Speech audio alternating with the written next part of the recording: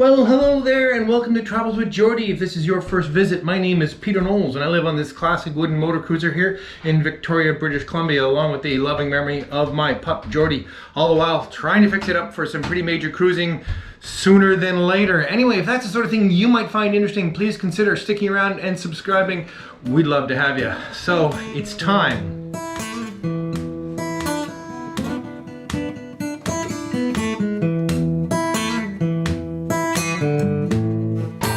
Yes, indeed, it's time to jump in with both feet and pull up the wheelhouse sole. All this structure is in bad shape and the hatches are misaligned for what I'm going to be doing in the future, and it just has to be rebuilt, and there's no better time to do it than now, especially because I'm planning to do a tremendous amount of work in this build over the next several months. And I want to be able to have easy and straightforward access to that. Even though I'm going to turn it back into a shop again relatively quickly, we'll be back up here working, doing cabinetry for the bulk of the winter. I want to be able to get down in there to be able to do the work on the structural framing in the spring when that happens. Okay, so really there's not much to it. Bash and smash. All right, well, as you might be able to imagine, there's a sequence of events issue going on here. In other words, as soon as I pull up the sole, I have nothing to walk on in here. So installing the work light was a good idea to do now because I'm going to be standing 2 feet further down in a few minutes. And how am I going to do the work of building the new sole when I don't have a workshop to work in? So what I'm hoping to do, let's just rip it apart and I'll explain as I go along, I hope. Okay. All right then, so some stuff is pretty straightforward, and that's the 3 old Maine, if I can do them with this tool, massive hatches that were the main access hatches to the engine space. Now I'm going to save these to make a temporary platform down there to work on, so we'll see if that turns out to be a good idea. And these 3 aluminum structures, these beams, which I think are going to be really, really handy. They're basically a, I guess, about 1.5 inch aluminum square with a flat welded on the bottom. That has actually worked out quite well. I'm going to end up shortening them for the new setup. I think. I'm still not quite sure how I'm going to use these, but I am going to use them.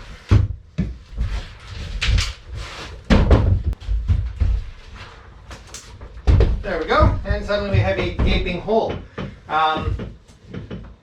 And how exactly I'm going to work down there, I'm still not sure, but I'm suddenly this tall, so reaching things like up on top of the helm, etc. Okay, just stick with it, Peter.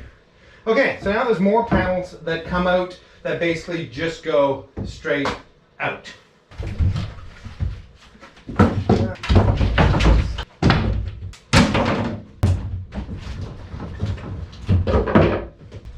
Okay. There we go. I must say this feels a little weird. Okay, so the tanks have been emptied, but there's going to be residue, and in order to be able to take these to be scrapped at the metal yard, I have to be able to cut a hole in it and have a look. So let's do that.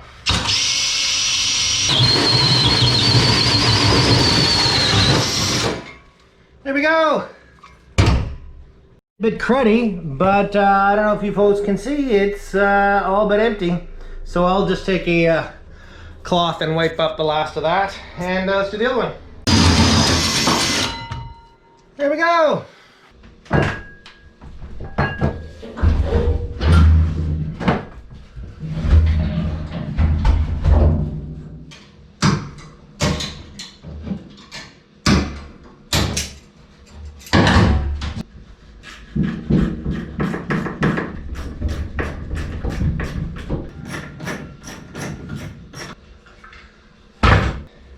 So I'm tipping both tanks up so that the very last of the remaining fuel will be sitting in the bottom corner, and I can suck it up to make them bone dry.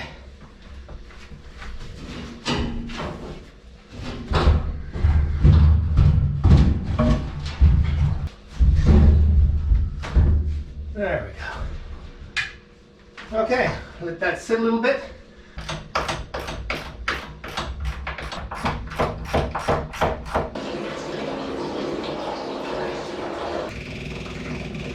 pumping almost entirely water.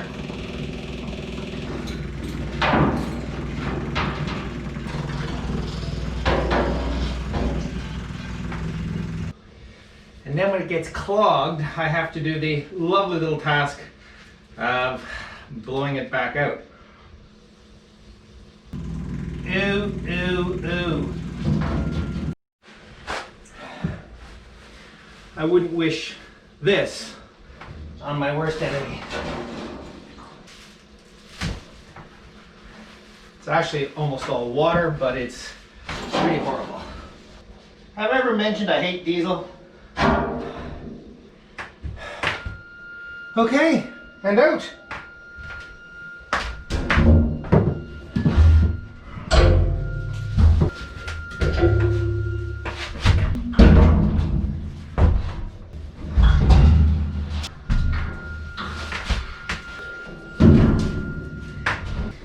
Just before I take them out, I want to show you what the bottom looks like.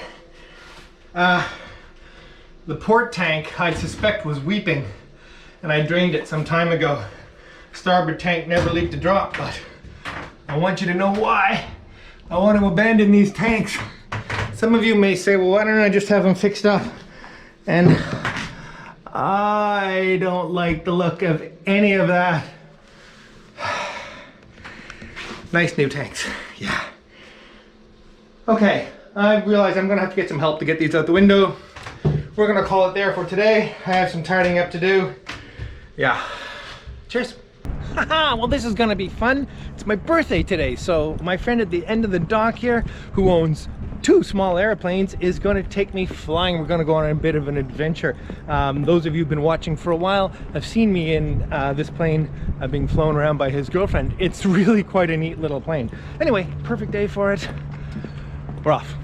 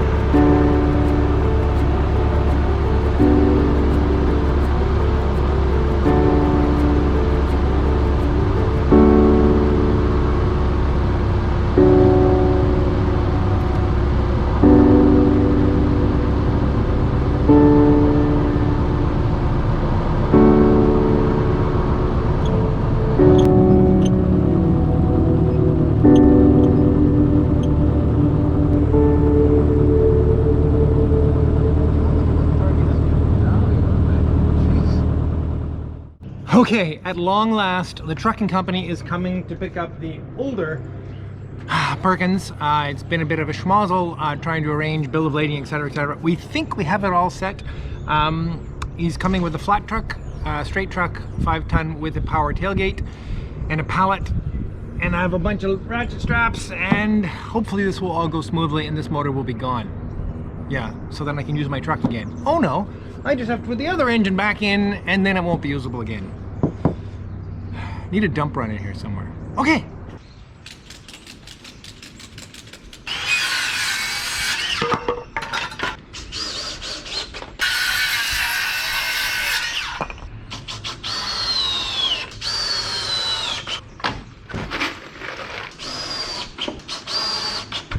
You make it up this hill, you're home free after that. Yeah.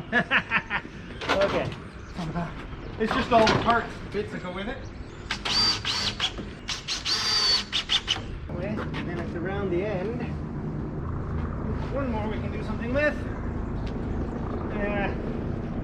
Creative, you know? I would say that is rock solid, mate. Okay.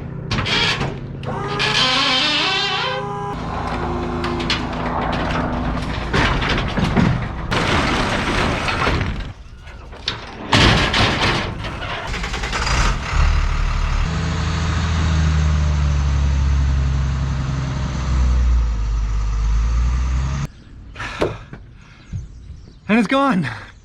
Yay. I didn't tell him about that hill and the tight turn at the top.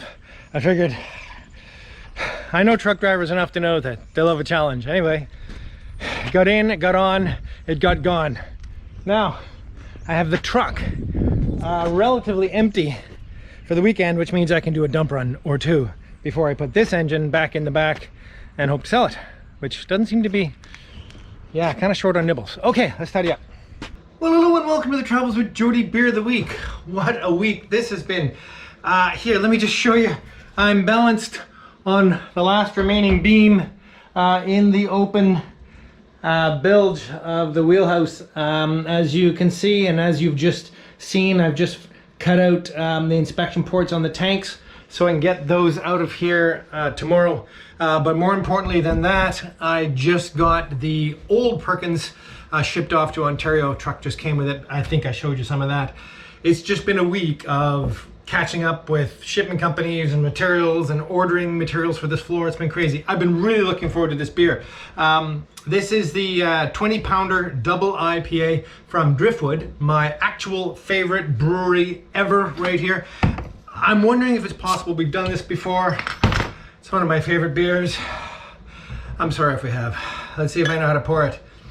Man, the days are getting short. It's like 1:30 in the afternoon. Well, not quite, but it's not 3 yet. Anyway, I'm really grateful to have that engine gone. Really grateful to have this largely cleaned out, and now that I have my truck available and get these tanks out of here and off to the scrapyard and have this bilge completely cleared out. So cheers to that. 20-pounder double IPA. It's been worth the wait. This really is a fabulous IPA. Not too bitter, not too hoppy, a little bit sweet even. Oh my gosh. Okay. You know, folks don't mind if I just drink. No, okay, sorry. We have stuff to do.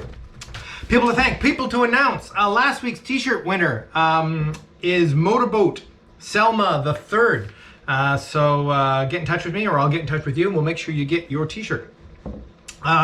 In this last week, 2 new patrons came aboard. Thank you ever so much, Kevin Lund and Grant Stoughton. Thanks so much to both of you.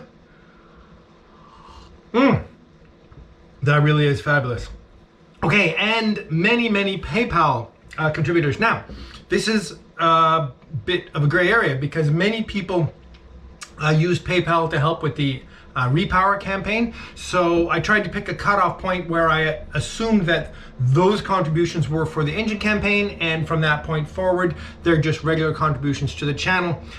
So if I say your name now and you'd rather be part of the engine campaign, let me know. The only difference is people who contribute to the engine campaign will have their name on a single large brass plaque that will go underneath the helm cover. Other regular contributors get a stamped brass tag that goes on the forecastle bulkhead. Sorry if that's also administrative. Anyway, let me know which campaign you thought this was for. Anyway, thanks so much to Joe Little, Klaus Hanquist, William Dean McKinney, Tony De Bruin, Kelly Johnson, Bartosz Wensky, Kurt Lee, and Tim Stoll. Thank you all so much, and let me know if you're in the wrong campaign. So yummy. Off the Amazon wish list, a lovely spool of 14.2 electrical wire for the upcoming electrical project, which actually is still very, very current. I'm very grateful for that. And that wire, as seems to be more and more often these days, came without any indication of who sent it. So if you sent it, please let me know, and I'll make sure you get thanked properly. Thank you, whoever you are. Cheers.